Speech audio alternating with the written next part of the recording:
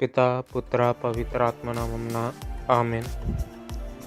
గెత్సెమనే తోటలో యేసుక్రీస్తుని బంధించి తీసుకెళ్తున్న సైన్యాన్ని వెంబడించిన పేతురు వివిధ వ్యక్తుల దగ్గర నేను ఆయన్ని ఎరగనని 3 సార్లు అబద్ధమాడి తన గురువుకు ద్రోహం చేశాడు.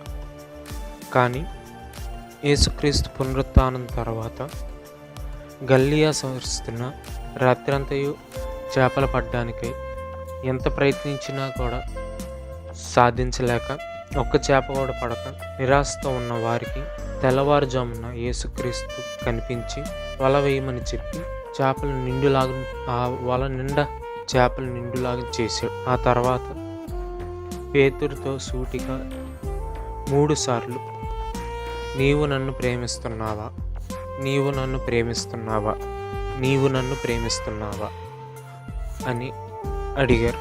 ఆ క్షణంలో పేతురు తన మనసులో ఎంతో బాధకు గురై ఆలోచించగా తను చేసిన తప్పును తెలుసుకొని తన పాత జీవితాన్ని ఆయన మారి భయం స్వభావం నుండి వెన్నాడి యేసు కోసం సాక్షి పూరితమైన జీవితం జీవించడానికి మరణించడానికైనా సిద్ధపడిన పేతురును చూడగా యేసు ఆయనకి ఒక ఘనమైన బాధ్యతను అప్పగించారని చెప్పుకోవచ్చు. మొదటి పోపుగా ఆయన్ను అభిషేకించి తన శ్రీసభను ఒక దారిలో నడిపించమని ఆయనకు బాధ్యతలనిచ్చి ఇందులో మనం నేర్చుకోవాల్సిన విషయం ఏంటంటే పాపం జీవితాన్ని వెన్నాడినప్పుడు దేవుడు ఇచ్చే అవకాశాన్ని సద్వినియోగపరుచుకుంటూ మనం దేవుని బిడ్డలుగా మారితే మన జీవితంలో ఎన్నో అద్భుతాలు జరుగుతాయి.